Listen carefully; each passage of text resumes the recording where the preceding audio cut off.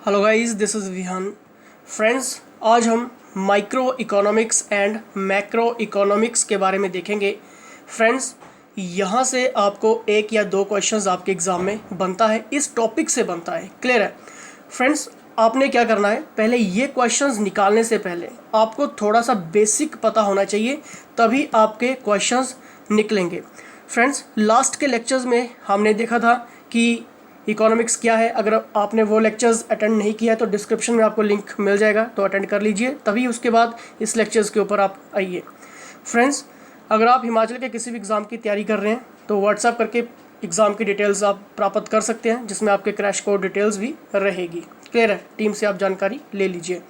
Friends, तो जैसे कि मैंने आपको क्लियर किया कि micro economics and macro economics. Micro क्या होता है? छोटा, ठीक है, छोटा। और मैक्रो क्या होता है? बड़ा, ठीक है। तो आप थोड़ा सा यहाँ से रिलेट कर सकते हैं कि मैक्रो छोटा और मैक्रो बड़ा, ठीक है। तो यहाँ पर माइक्रो इकोनॉमिक्स के मीनिंग की बात करेंगे तो यहाँ पर क्या लिखा हुआ है?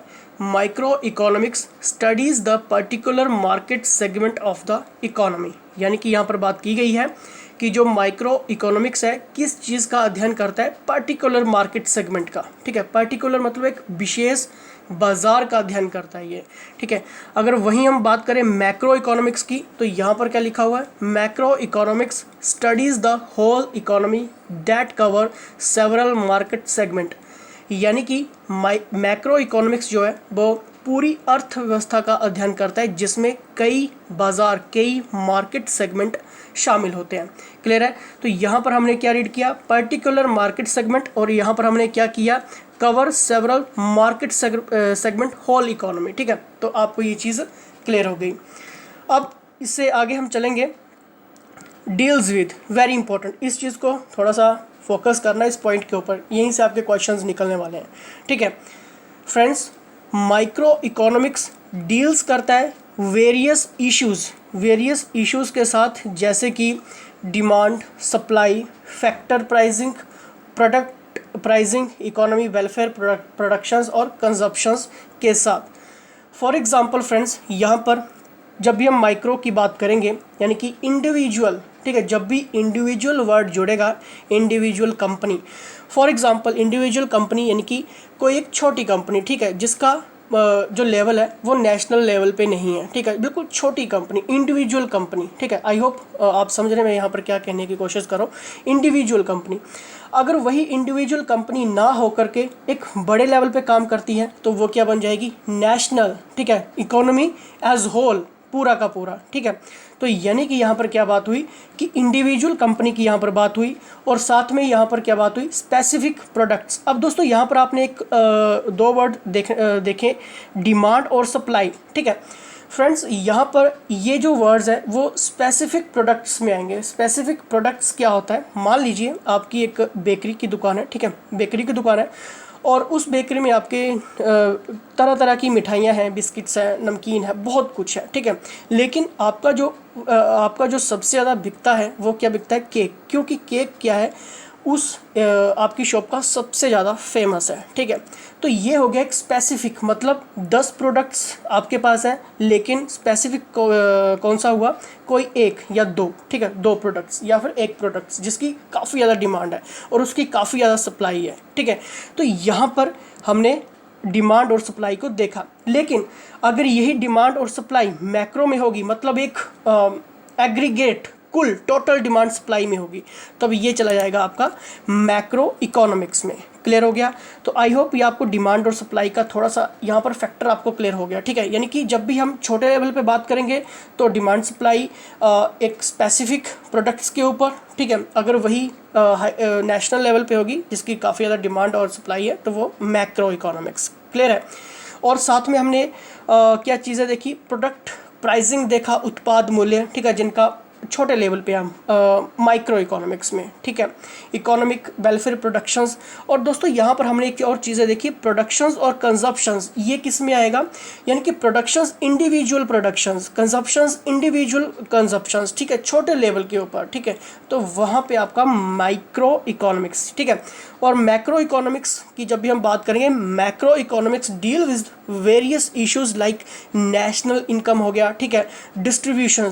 फ्रेंड्स याद रखना डिस्ट्रीब्यूशन जो वो आपका मैक्रो इकोनॉमिक्स में है, ठीक है, employment, general price level, money ETC, और साथ साथ में आपका बजट हो गया, मनी बैंकिंग हो गया, फॉरेन एक्सचेंज रेट हो गया, इन्फ्लेशंस हो गया, ठीक है, नेशनल इनकम हो गया, अनएम्प्लॉयमेंट रेट्स हो गया, एम्प्लॉयमेंट रेट्स हो गया। ये किस में आएगा? आपका मैक्रो इकोनॉमिक्स में आएगा। क्योंकि देखिए जब भी अनएम्प्लॉयमेंट रेट्स की बात होगी तो वो एक बहुत बड़ी बात है, ठीक है, यानी कि मैक्रो इकोनॉमिक्स में आएगी, ठीक है। एम्प्लॉयमेंट की बात होगी तो मैक्रो इकोनॉमिक्स में बात होगी, ठीक है। तो ये फंडा आप थोड़ा सा कंसेप्ट क्लियर करिए कि यहाँ से आपका 2 क्वेश्चंस बनते ही बनते हैं, ठीक है फ्रेंड्स। नेक्स्ट हम यहाँ पर देखेंगे बिजनेस एप्लीकेशंस, यानी कि ये अप्लाइड किसके लिए होता है? ये मैक्रो इकोनॉमिक्स जॉब आपकी इंटरनल इश्यूज़ के लिए अप्लाइज होता है, जबकि मैक्रो इकोनॉमिक्स जॉब आपका एक्सटर्नल इश्यूज़ के लिए अप्लाई होता है। फ्रेंड्स यहाँ से कई बार क्वेश्चंस देखने को मिलता है कि माइक्रो इकोनॉमिक्स जो है, ठीक है, वो किस इश्यूज़ के रिगार्डिंग है, ठीक है। तो वहाँ पर आपको ऑप्शंस देखने को मिलते हैं, इंटरनल इश्यूज़ है या फिर एक्सटर्नल इश्यूज़ है। इंटरनल यानी कि अंदरूनी मामले, ठीक है, और ये बाहरी मामले, ठीक है। मैं आपको थोड़ा सा हिंदी और इंग्लिश दोनों में करवा रहा हूँ ताकि आपको प्रॉब्लम ना हो समझने में फ्रेंड्स। तो यहाँ पर वहाँ पर आपको ऑप्शंस देखने को मिल जाते हैं, इंटरनल इश्यूज़, एक्सटर्नल इश्यूज़, या फिर एक्सटर्नल ओनली, या फिर दोनों, ठीक है। तो आपको याद रखना है माइक्रो जो है वो अंदरूनी मामलों के लिए, इंटरनल इश्यूज़ के लिए, मैक्रो जो है वो एक्सटर्नल इश्यूज़ के लिए, बाहरी इश्यूज़ के लिए, ठीक है, बहुत बड़े लेवल पे, ठीक है। तो आई होप आपको ये चीज़ें क्लियर हो रही हैं, क्योंकि जैसे ही हम टेस्ट यहाँ से लगाएंगे तो टेस्ट में आपका हर एक चीज़ क्लियर हो जाएगी जो भी आप यहाँ पर अभी सीख रहे हैं, ठीक है। स्कोप की बात करेंगे, स्कोप क्या होता है? विस्तार, क्षेत्र, ठीक है फ्रेंड्स। जो हमने डील्स विद में पढ़ा वही हमारा स्कोप में आएगा, क्लियर है। तो यहाँ पर आप देख लीजिए एक बार, cover several issues like demand supply, factor pricing, product pricing, economic welfare, productions, consumption, ETC, ठीक है। तो ये किसमें है आपका? यही हमने ऊपर डील्स विद में पढ़ लिया, क्लियर है। और यहाँ पर भी वही है, ठीक है, मैक्रो इकोनॉमिक्स में covers several issues like distributions, national income, employment, तो मैंने अभी आपको क्लियर भी करवा दिया एम्प्लॉयमेंट का, ठीक है, मनी, जनरल प्राइस लेवल, ये जितना भी है वो मैक्रो इकोनॉमिक्स में, क्लियर। दोस्तों सिग्निफिकेंस की यहाँ पर बात करेंगे। सिग्निफिकेंस का मतलब होता है महत्व, ठीक है। अब अभी हमने माइक्रो और मैक्रो में हम पढ़ रहे हैं, ठीक है, पूरा का पूरा देख लिया अभी, ठीक है। एक रिवीजन भी कर लेंगे ताकि आपको थोड़ा सा और क्लियर यहाँ पर हो जाए, ठीक है। महत्व की जब भी हम बात करते हैं तो यहाँ पर क्या चीज़ लिखी हुई है, very very important, useful in regulating the prices of a product along side the prices of factors of productions, ठीक है। तो यहाँ पर कुछ एग्जाम्पल भी दिए हैं, इसको समझने के लिए थोड़ा सा मैं आपको क्लियर करता हूँ कि प्रोडक्ट के जो फैक्टर्स की प्राइजेस के साथ एक प्रोडक्ट की प्राइजेस को रेगुलेट करने में उपयोगी है।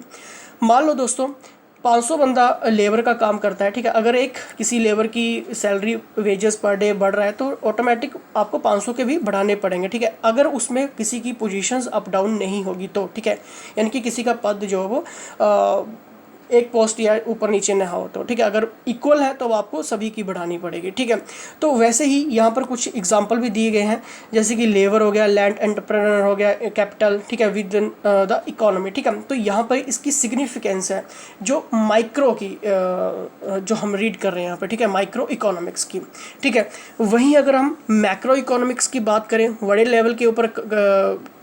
लेवल के ऊपर बात करें तो फ्रेंड्स अर्थव्यवस्था के जो मेजर इश्यूज को सॉल्व करती है, जैसे कि डिफ्लेशंस, इन्फ्लेशंस, राइजिंग प्राइजेस, ठीक है, unemployment and poverty as a whole, ठीक है। ये सारी चीज़ें इसमें आएंगी, क्लियर है।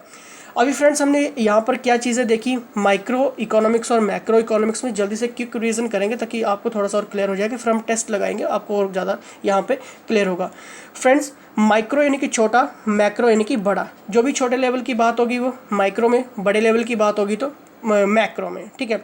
तो यहाँ पर हमने देखा पर्टिकुलर मार्केट सेगमेंट की यहाँ पर बात की, ठीक है, एक विशेष बाजार की, और वहीं अगर हम मैक्रो में देखें तो कवर्स ऑल सेवरल मार्केट, ठीक है, यानी कि पूरी अर्थव्यवस्था का अध्ययन करता है, ये स्टडी करता है जिसमें कई मार्केट सेगमेंट जो शामिल रहते हैं, ठीक है। तो यहाँ पर हमने ये चीज़ रीड कर ली। डील्स विद की अगर हम बात करें यहाँ पर तो इंडिविजुअल कंपनीज, ठीक है, स्पेसिफिक प्रोडक्ट्स हमने यहाँ पर देखे, प्रोडक्शंस देखा, इंडिविजुअल प्रोडक्शंस, ठीक है। तो ये सारी चीज़ें किस में आ रही हैं दोस्तों, हमारी माइक्रो में, ठीक है, जो एक छोटे लेवल पे है। मैक्रो में दोस्तों हमने क्या चीज़ें देखी, आपका नेशनल नेशनल इनकम हो गया, बजट हो गया, मनी बैंकिंग हो गया, फॉरेन एक्सचेंज हो गया, ठीक है, अनएम्प्लॉयमेंट, एम्प्लॉयमेंट हो गया, इन्फ्लेशन हो गया, नेशनल इनकम हो गई। तो ये सारी चीज़ें हमने मैक्रो इकोनॉमिक्स में हमने रीड कर ली, ठीक है। बिजनेस एप्लीकेशंस की यहाँ पर बात करें कि किसके अंडर यानी कि अप्लाई टू किसके लिए ये अप्लाइड होता है, इंटरनल इश्यूज़ के लिए माइक्रो, और मैक्रो जो वो एक्सटर्नल इश्यूज़ के लिए अप्लाइज होता है, ठीक है। स्कोप हमने देख ली जो हमने डील्स में पढ़ा। सिग्निफिकेंस हमने देख लिया दोस्तों कि अगर एक चीज़ की वैल्यू बढ़ रही है तो ऑटोमेटिक आपको दूसरी की भी ऑटोमेटिक वो चीज़ें जो वो बढ़ जाएगी, ठीक है। और वही अगर हम इसको जो मैक्रो में हमने क्या चीज़ रीड की कि अर्थव्यवस्था इकोनॉमिक्स के जो मेजर इश्यूज़ को ये सॉल्व करती है, जो मैक्रो है, जैसे कि डिफ्लेशन, इन्फ्लेशन, राइजिंग प्राइजेस, ठीक है। राइजिंग प्राइजेस आपको क्लियर की बढ़ती हुई मांग, ठीक है, बढ़ती हुई प्राइजेस, ठीक है, reflation, unemployment and poverty as whole. अब फ्रेंड्स आपने ये चीज़ें तो आपने रीड कर ली, थोड़ा सा मैं आपको थोड़ा सा और बेसिक यहाँ पर करवाऊँगा। फ्रेंड्स मैक्रो इकोनॉमिक्स की जब भी हम बात करेंगे यहाँ पर, तो इसको जो स्टार्ट करने का जो श्रेय है वो किसको जाता है, नोट डाउन आप कर सकते हैं, कॉपी पेंसिल आप जरूर साथ में लेकर बैठा करिए ताकि जिससे आप नोट्स बना सकें। जॉन मेनार्ड, ठीक है, MAYNARD, ठीक है, JOHNMAYNARD, ठीक है। कीन्स, इनका पूरा नाम क्या है, कीन्स, यानी कि KYNES, ठीक है, Keynes, John Maynard Keynes. Clear है फ्रेंड्स। इन्होंने एक बुक भी लिखी थी, उस बुक का नाम था the general theory of employment, interest and money, ठीक है। तो इन्होंने बुक लिखी थी जॉन मेनार्ड कीन्स ने, कौन सी, the general theory of employment, interest and money, ठीक है। अब फ्रेंड्स अगर थोड़ा सा और मॉडिफाइड क्वेश्चंस अगर आपको देखने को मिलता है कि फादर ऑफ इकोनॉमी किसको कहा जाता है, तो आपने याद रखना है दोस्तों, एडम स्मिथ को कहा जाता है। और एडम स्मिथ ने कौन सी बुक लिखी थी, वेल्थ ऑफ नेशन, कौन सी लिखी थी, वेल्थ ऑफ नेशंस। और फ्रेंड्स हम यहाँ पर क्या करने वाले हैं, टेस्ट लगाने वाले हैं, और टेस्ट आप खुद लगाओगे। चलिए देखते हैं टेस्ट। तो यहाँ पर पहला क्वेश्चन आपकी स्क्रीन के ऊपर है, what micro economics is about. Micro economics किस के बारे में है, जल्दी से देखिए। स्टडी ऑफ बिजनेस एनवायरनमेंट, क्या हमने स्टडी ऑफ बिजनेस एनवायरनमेंट जैसी कोई डिस्कशंस यहाँ पर की, नहीं की। Study of financial positions of the economy, ऐसा कुछ डिस्कस किया, नहीं किया। Study of the economy eight micro level की बात की, बिल्कुल की। छोटे लेवल की बात की, माइक्रो इकोनॉमिक्स, ठीक है। तो option number C clear. Next question आपकी स्क्रीन के ऊपर, who is called as the father of modern economics. Friends यहाँ पर क्या बात की गई है, मॉडर्न इकोनॉमिक्स के फादर। मैंने अभी आपको क्लियर किया कि अर्थशास्त्र का जनक, फादर ऑफ इकोनॉमिस्ट कौन है, एडम स्मिथ। क्या आपने यही सोचा था, क्या आपने जॉन मेनार्ड कीन्स सोचा? अगर आपने जॉन मेनार्ड कीन्स सोचा तो आप गलत हैं दोस्तों। क्यों गलत हैं, क्योंकि ये फादर ऑफ मॉडर्न इकोनॉमिक्स नहीं है, ठीक है। तो ये थोड़ा सा कंफ्यूज कई बार बन जाता है, ठीक है। तो जब भी मैंने अभी आपको क्लियर किया था कि फादर ऑफ इकोनॉमिस्ट कौन है, एडम स्मिथ हैं। लेकिन जॉन मेनार्ड कीन्स कौन है, जिनको मैक्रो इकोनॉमिक्स को स्टार्ट करने का श्रेय जाता है, ठीक है, तो वो हैं, ठीक। नेक्स्ट क्वेश्चन आपकी स्क्रीन के ऊपर, macro economics as a separate branch came to be studied after the contributions of which economist. Friends यहाँ पर मॉडिफाइड क्वेश्चंस डाला गया है, हमारी टीम ने डाला है यहाँ पर, ठीक है। तो यहाँ पर क्या बात की गई है, थोड़ा सा घुमाया है क्वेश्चंस को कि माइक्रो इकोनॉमिक्स का अध्ययन किस अर्थशास्त्री के योगदान के लिए दिया जाता है, यानी कि उनकी एक बुक भी लिखी हुई है, ठीक है। मैक्रो इकोनॉमिक्स का अध्ययन किस इकोनॉमिस्ट को जाता है, अभी मैंने आपको क्लियर किया, जॉन मेनार्ड कीन्स। क्या आपने सोचा, तो वेल डन। इस तरह से आपके क्वेश्चंस निकलते हैं, ठीक है। अगर दोस्तों आपके एग्ज़ाम की बात करें तो माइक्रो और मैक्रो वेरी इंपॉर्टेंट चैप्टर है ये, ठीक है, यहाँ से क्वेश्चंस बनता है। Macroeconomics policies of India are pursued by which of the following. Friends यहाँ पर क्या बात की गई है कि भारत की जो मैक्रो इकोनॉमिक्स की जितनी भी पॉलिसीज़ हैं, ठीक है, चेजिंग पॉलिसीज़ हैं, वो किसके द्वारा की जाती हैं?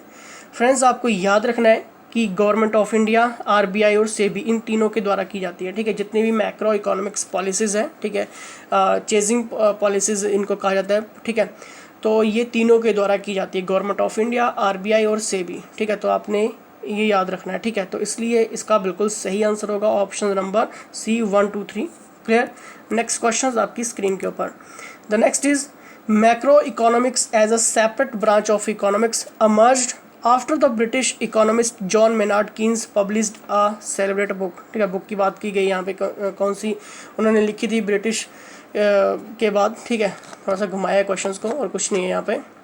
तो इसका बिल्कुल सही आंसर होगा, जल्दी से सोचिए कौन सी बुक्स लिखी थी। मैंने अभी आपको क्लियर किया है, the general theory of employment, interest and money किसके द्वारा लिखी है? जॉन मेनार्ड कीन्स के द्वारा। कौन सी बुक्स लिखी है ये?